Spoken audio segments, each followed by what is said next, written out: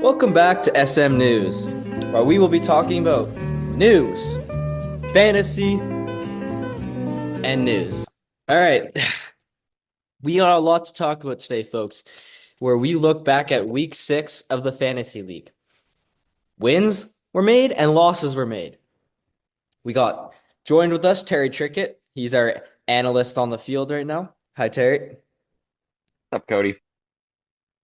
How are you doing, Terry? Good, Cody. How are you?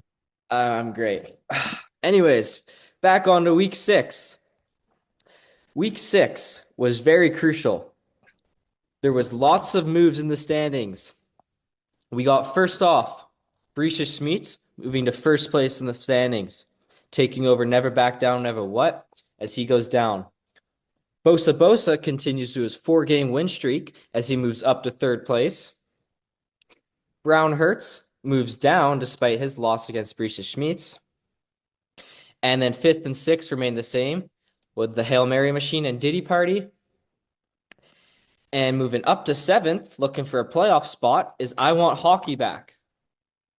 He's looking to make into a playoff spot with a win this week against Berisha Smits.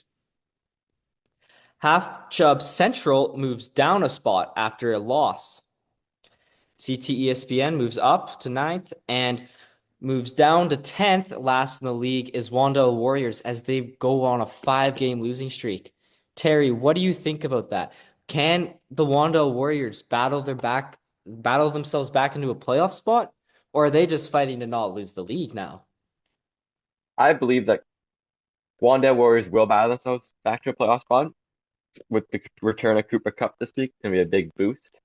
I do think they have to move on from Puka Nacua and try and get some value for him, but I do think they'll bounce back this week. Thanks for that insight, Terry. All right, for the favorite part of the show, Cody Smalls power rankings. Coming in first, we have Berisha Smits as he's first in the league. Coming in second, after a 4-game heater, we have Bosa Bosa. Coming in third, the second place spot right now is Never Back Down, Never What.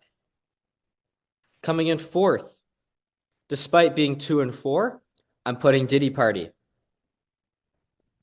Coming in fifth, fourth in the league right now, Brown Hurts at 4 and 2. Coming in sixth, and this one might be a bit of a surprise to some people, but I'm putting CT ESPN season. I still think that they can come back and put a nice spot into playoffs. Coming in seventh right now is Wandale Warriors. I feel like they can battle it back and maybe make a chance to make playoffs, but it's going to be between him and CT ESPN season, in my opinion. I just think that CT ESPN season right now has a higher chance of making it because he has a better record. But I guess we'll have to see how that plays out in the next few weeks. Coming in eighth, we have I Want Hockey Back.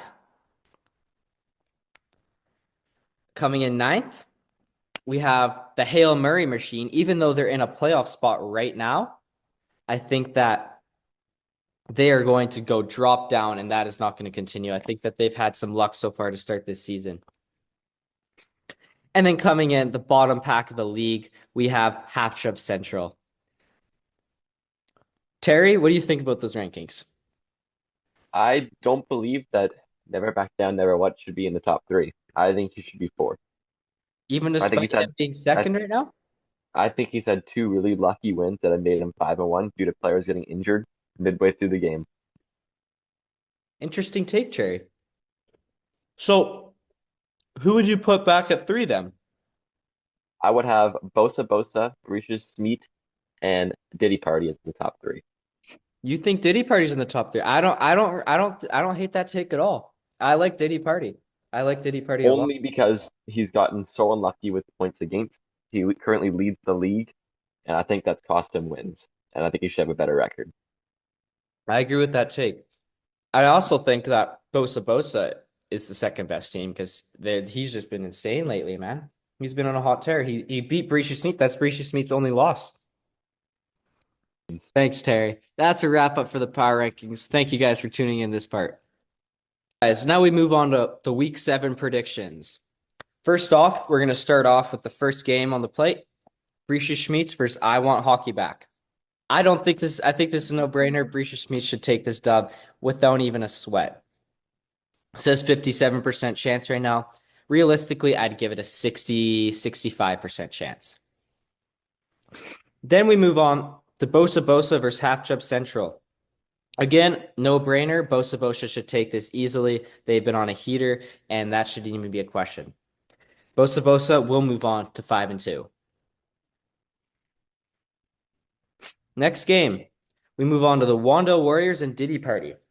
I think Diddy Party takes this one easier, and I think Diddy Party's gonna have a huge week. I think Diddy Party goes first in the league for points for this week and has the best team overall.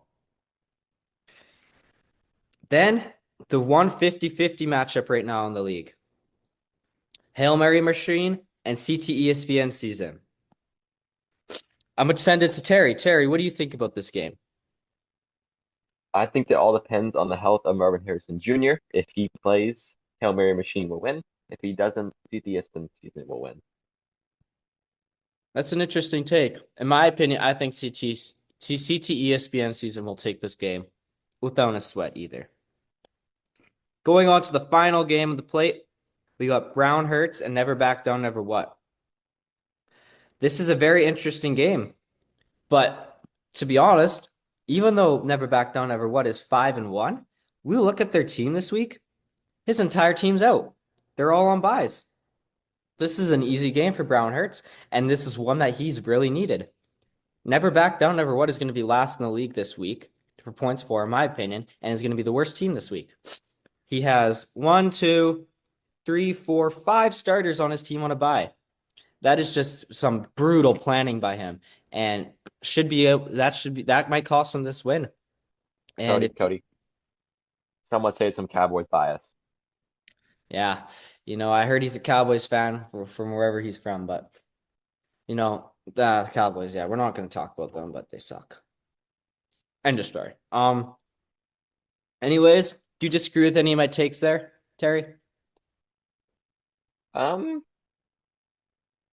I don't think it's going to be an easy win for Brisha Smith. Due to previous history of this league of I Want Hockey Back owning Brisha Smith, I don't think it'll be as big of a difference as you think it will be. That's an interesting take. Interesting take, Terry. That's why you get flamed on TikTok by people making edits of you, saying how shit you are and how retarded you are. Anyways, thank you, Terry. That is our week 7 predictions. All right, now we will be going over the top 5 players for this week, and then Terry will lead us through the top 5 players to watch out for this week. The first player being Justin Jefferson.